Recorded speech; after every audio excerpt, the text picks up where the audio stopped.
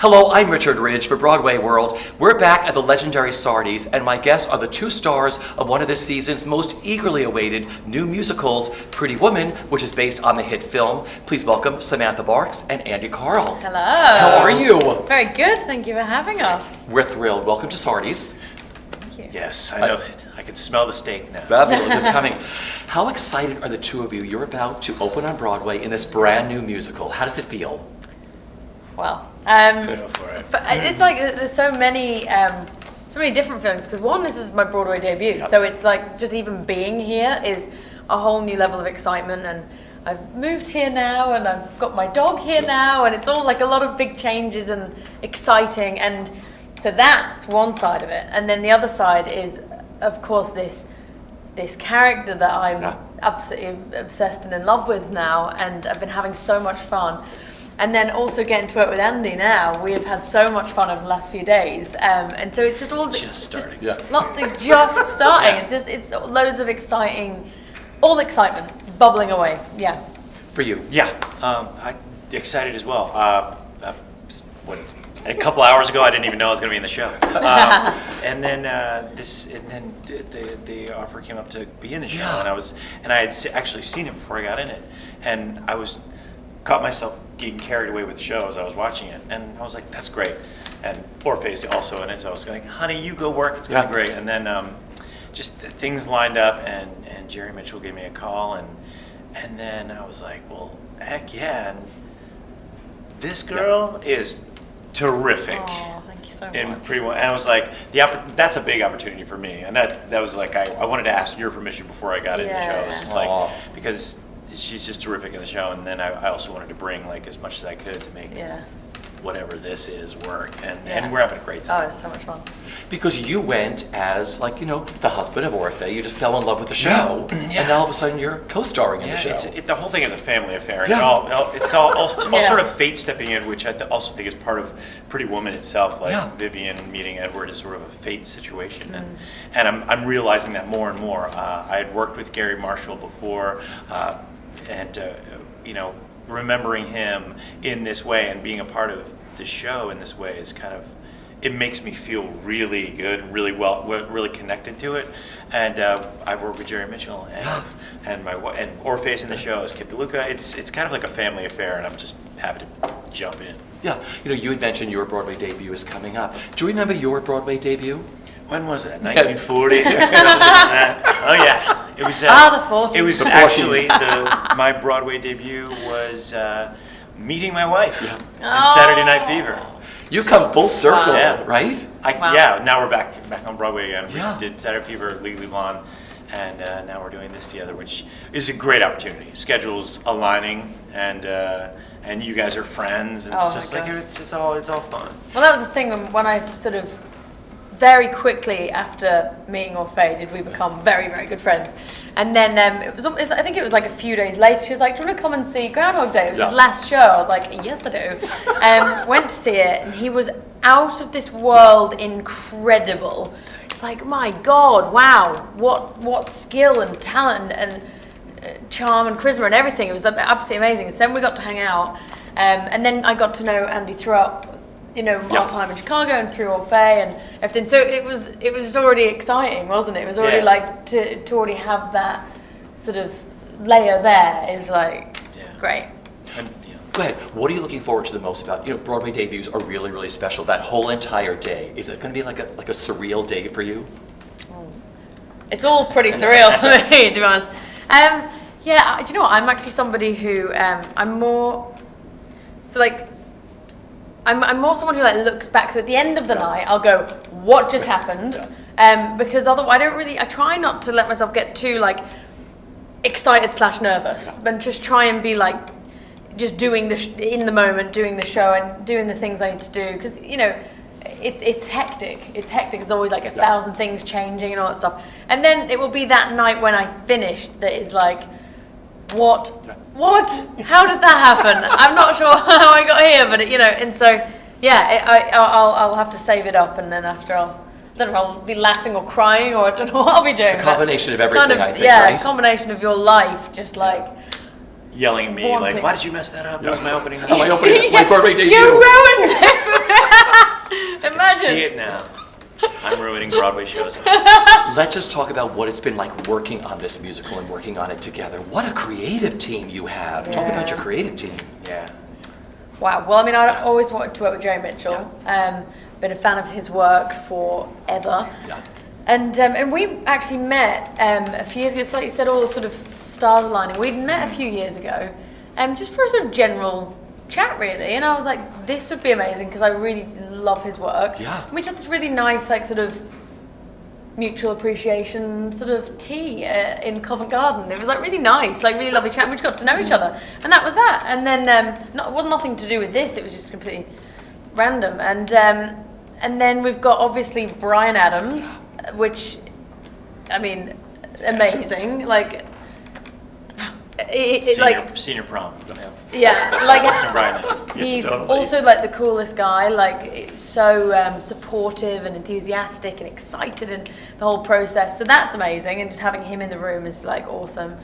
Yeah, I mean, it's all been just the last couple of days. Too, Yeah. Just going through the script. I think that's the thing you were talking about. Like, you're going to concentrate on the night. Yeah. And think about it later afterwards. But that's what's great about these characters. It's like we're having more fun as we're like sort of mixing it up and finding out what makes everybody tick. And I've been talking to J.F. Lawton, who wrote the screenplay with Gary, and Jerry, and Jim Valance, who's doing the lyrics. I've been speaking to all of them on like, what does this mean, and what can we do here, and how can we make this and shape this in a way that really gets the message home. And they're all just so receptive of all that, and we're having this great fun time in 3 days that we've been working together. it is. These are such iconic roles. I mean, this movie, like pop culture sensation. Do you remember the first time you saw the movie? Yeah, I mean, I do. I remember it was. I don't think anyone ever forgets like seeing Pretty Woman for the first time, because I think it means a lot to people. It means a lot to me. I used to watch the movie all the time because it's got so many different sort of levels to it, in the way that when I first watched it, it's that sort of, I was really young and it's just so exciting that, the transformation, but that's sort of just like the one very small part of it, this kind of the clothes and the everything.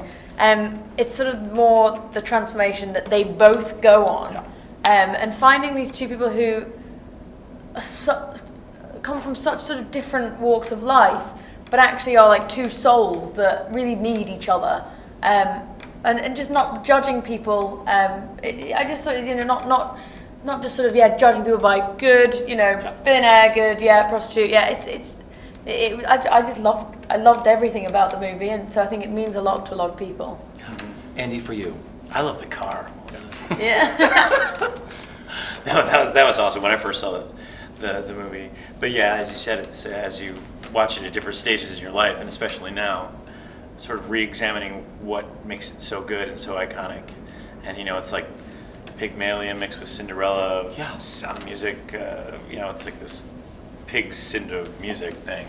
And it's, you sort of deconstruct it in that way, and why does it work so well, and what does it mean to have that kind of chemistry right away, and how does that happen? Because you're both looking for something, and I think it's just this beautiful romantic fantasy. But it's really interesting how it becomes.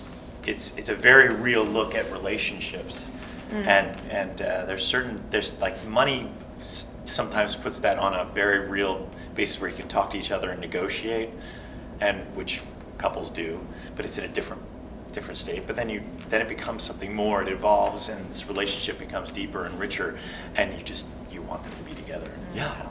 How that happens. You got to sing with Bryan Adams Yes. in London? Yes, at the O2 Arena. I mean, that video is going viral That's on amazing. YouTube. Talk about what that experience was like. What a gorgeous song, too. Tell our audience about the song. Well, the song "I Can't Go Back" is sort of Vivian's empowerment anthem.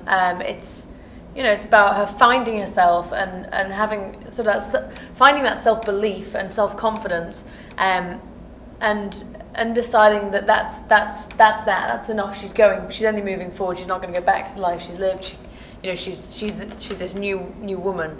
And when I got asked, oh my gosh, like I got to perform at the O2 once before with Les Mis at 25th anniversary, and I never thought I'd ever get to do it again.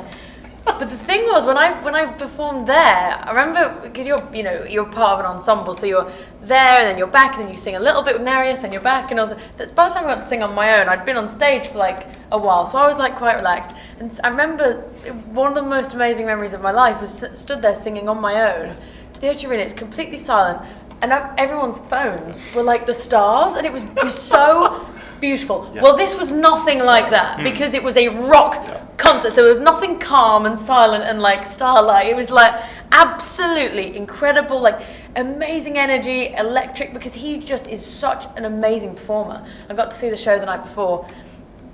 He's just a one of a kind, a true, unique, amazing performer, he's a star. And so I came on at the end of his show, and just like the sound, like when it's like beat, like the sounds go through your body and like it's like vibrating your chest. And so went on. My God, what an experience! Incredible, like so amazing to get to sing that with him at the O2 Arena. It was mad. It was amazing. Because you've done the baseball fields, right? Didn't you do? I've never done a baseball field. No? But you've done a big arena, right? You've sung somewhere? I was Carnegie with Cheetah. That was kind of fun. Yeah. So when you ever step into a big hall like that, but then there's arenas are like, those are 20,000 as opposed to 5,000. Yeah. Just a few more thousand. Just a few more thousand. Yeah. That's what the title of the show, actually. A few more thousand. But that experience, like with Bryan Adams, that's what I'm looking forward to. Like, I really haven't gotten to like sit down with him and talk to him about any of this kind of stuff. It's when you sort of, and I've heard the music, and it hits right here and it hits right here, and you're listening to hits, and and you can hear Bryan in the music, and all the music of Pretty Woman, and you're like. I'm having one of those moments. I'm going to think about it later when I actually get down with Bryan Adams. Yeah. And be like, oh my God, I just said Bryan Adams. Oh my God. But it's interesting because then you have to do it in a musical theater setting. It's a little like storytelling, and how do you mix the two? And they're doing just amazing work. What are you enjoying the most about working on a new musical? I mean, like you said, your creative team is so wonderful on this show. It's based on the film and everything else, but you're doing your own Vivian, you're doing your own Edward play. I think it's really exciting. And then you have someone like Bryan Adams writing the score, with Jim. It's got to be so great when you have them there to work with. Yeah, it is. It's like you said, everyone's really there collaborating, and it's there isn't anybody in the room that's like, right, this is the plan, we're sticking to it. No, Jerry has been so great in that way of going, okay, let's try that. Nope, I don't like that, let's try another thing. And he's just like always moving, and that's such a nice place to be in as a performer, not being like locked to an idea just because it was something that someone said. It's just him saying, we'll try that, okay, didn't like it, we'll try that, love that bit, we'll change that bit. And it's a nice energy, because the same is true for Bryan and Jim, and JF, and everybody's just sort of going, right, what works for us? How can we make that better today? And it's such an exciting process, because from the beginning even to now, it's a completely different show. And then this is like our sort of step one. Now we're starting afresh, and it's exciting, and it's very cool to be in that room. Very cool. Take me back to the beginning. What was that defining moment for each of you when you said, I want to be an actor or a singer and try to make a living at this? Do you remember what those moments were for each of you? Right, well, yeah, you go first, because I've been talking too much. It's called Pretty Woman. It's not called Pretty Guy. Though, I mean, check it out. Come on. Just bring it on. When I got my first paycheck, when I was doing dinner theater back in the days in Baltimore, it really clicked in. It's like, how am I getting paid to do this? This is something I have so much fun with, and I love it. But it's also such dedication that it was part of being a family of theater, and just I wanted to keep it going, and I just did, and I never stopped. And here I am today. I love that. From dinner theater to Broadway. Yeah. I was obsessed with going to dinner theaters in the 70s, so I loved the whole thing, Did you have anything like that growing up, like pantomime or like... Yeah, so... Panto. Yeah, I did it. Loved it. So there was two different sides of that question, and I always wanted to be a singer or actress, or I didn't know what it was. I just loved doing it. And my parents you know, I wanted to go to dancing lessons when I was young, and they were like, okay, you know, no one in my family is in the arts or at all, you know. And so they said, okay, she seems to be the happiest person we've ever seen when she's dancing, so we'll let her do that. And I was like, I think I want to be a ballerina. And he's like, I don't think that's going to realistically happen. But I love doing all of it, and anything I could get involved with, pantomimes or like choirs or playing the drums or anything slightly linked. I wanted to be there. And my parents, you know, incredibly supportive, because they just give me lifts, non-stop lifts everywhere, which is just amazing. But I never thought I could do it for a living. Yeah. That's a completely different thing, because I just loved it. I never thought it was something. I'm from the Isle of Man, and you know, I knew a few people who'd maybe gone to drama school, but I didn't know if you could do it. I didn't really know if you could become a singer actress and get paid to do it. It's amazing. So then as time went by, I got to about 14, 15, it was just all I could think about. It was just everything I wanted to do. So my parents incredibly let me go, and I moved down to London on my own at 16 and went to drama school, and I was there for about a month, I think, or two, and then I saw this audition for I'd Do Anything, to audition for Andrew Webber, and I was like, oh well, I'll go and do that on a Sunday, that would be a really cool thing to do. And then went and got through, couldn't believe it, thought it was a fluke, and then auditioned and then ended up on TV for a few months, and that's how I got into the profession. Yeah. It was like, and it took me years to be able to say I'm an actress or I'm going to work, because I was like, oh, can I call this work? Is this my job? Is it a job? Now I can call it a job, you know, because it's like, you know, we rehearsal but we can call it a job. But that love has never gone for me. It's still like, wow, I can't believe I'm here. I can't believe I'm in New York.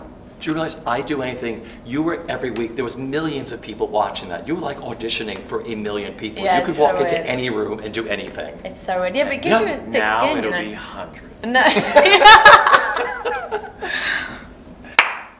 But it's still working, so it's good. It's exciting every time. Getting ready for this show, coming in sort of in its run as it's going. I was like, I haven't seen it from the beginning. Am I going to be just as excited? But as soon as we hit the floor the other day, I was like, we're going to play and we're create, and that's the fun. I love that so much. I'm like, what if we did this? What if we try this? And collaborating, and there's nothing like it, you know. And then being able to do all that work that we worked on and had so much fun on, and go put it in front of an audience, and to feel something back. That's beautiful. And then it almost starts again. Like I find when the stuff you do in rehearsals, and you go, great, we'll start again, because it's like some things that you gotta go. laugh tonight on that. Yeah, it's like oh okay, and there's certain moments that you go, oh wow, okay, we have to keep that, or that bit's not, you know, and then you really start to shape it. Have you been to the theater yet? Have you seen the Nederlander? I just went to the dressing room, which was Patti LuPone's dressing room. So she and I will have shared a toilet of some kind. I love that. So you have Patty's dressing room. You must have Christine's dressing room. Yeah. Have you been to your dressing room yet? I have, yeah. I mean, Nederlander, I don't know. Very small. All the dressing room clothes. We cut them in half. Cut them in half. I think they cut them into thirds because that thing is tiny. We're not really. I'm not really in her dressing room, so that's why I don't want to say, because I do share like this much of her dressing room, but All right, so you're in Christine, not the Eversoul. You're in Patty, yeah. not the right? Well, people have to realize is the Nederlander was the Billy Rose, which is a playhouse. So I'm sure a lot of these theaters have cut them up. Mm-hmm. Yeah. All right, so like I said. Oh no, it's a full room now. We're just slicing it in half, aren't we? Just for us. How much fun are you going to have backstage? Is there going to be a go-to dressing room, do you think? Have we talked about this yet? At the stairs. Where's yours? Wait, where's yours? Yours is go-to whether you want it to be or not. Because get out. But I share a floor with his wife, so we're going to have a lot of fun. Okay. With the broom, I'm going to be keep it down. Quiet up there, I'm rehearsing. Mr. Heckle. Mr. Panto. Mr. Heckle. Quiet up there. Sorry about that. What are you looking forward to that first performance? You start July 20th. I mean, it's got to be so exciting. Why are you scaring me? I'm not scaring you. I just started. I don't know my lines. Oh, you know everything. He knows everything. Of course he knows everything. Come on. But it's got to be He knows my lines. That anticipation, right? Do you learn everything? Who learns everything? Like, I know people who go into rehearsals, they know everything. That's not me. But Okay. it's different for you, because he's done so much preparation work, because he knows that we've done the show for a bit of time, but so you're amazingly prepared, and it's made it so easy because straight away we've been able to just play, and also I know my lines, but it's like that's where it ends, because then we're creating something new, and so it's like, right, let's just play and see what happens this time. It's like we can, do our thing, and so it's there's something very important about the movie and important about the show is the chemistry. I remember seeing interviews. Gary Marshall was like, "It was chemistry. They had chemistry," and I'm like, it's so. Like we have to whatever we do. I mean, it's great now. I'm just like imagining like what it's going to be like as we go further into these scenes. Like what can we do more? But it's I just think she's amazing, and to come in and be like on a Broadway show, but also be like incredibly receptive and not be scared of change. And like that's rare. That makes you the star on the rise. nice. See, I love to walk down these streets every day. I love to walk down if I'm going to a show or if I'm not. I love to walk in this neighborhood around 7:30 or whatever and just watch the buzz. I mean, I get goosebumps just watching people so excited. It must be so great for the two of you to walk by the Nederlander Theatre and like see that stage door that you're going to walk into every night. Yeah, well, I've sort of left them. I haven't actually seen the front of the theatre. You need to go over I there. know I It's do, beautiful. but I need to do it. But it's, but I saw we were just chatting, and there was like a sort of poster, like an electronic, and it came up, and I was like, "That's me." You're going to see a lot of that. It's all over the place. It's exciting, but it was like it just sort of happened, and then I went. It was quite embarrassing actually. It was just before, and I went, "There I am," and then my friend turned around, and it had gone, and I was like, It changed really fast to someone else, right? It was like, what a weird thing to say. There I am. Poster for Frozen. Nope. Comes up next, right? Yeah. There are so many people who are so excited. My family, I mean, I judge through them because they buy so many sets of tickets. They're so excited. There are so many people so excited to see Pretty Woman on stage, to see you make your Broadway debut, to see you return to Broadway with your wife. Mm-hmm. Yeah, it's a family. You're like the affair, Lunts. You'll be like the musical Lunts coming to the theater every night, right? Yeah, looking for a show. It's a family affair. Like I said, it feels really good, and it was sort of after Groundhog Day. I was like, I'm going to take a little break and see what happens. But then the opportunity arose, and fate stepped in, and it's something that I'm really looking forward to, and I feel comfortable stepping in. It's not like I don't know what I'm doing. It's something that's going to be very special, and I'm happy to tell this story. Yeah. So my final question again is, what are you looking forward to the most about July 20th?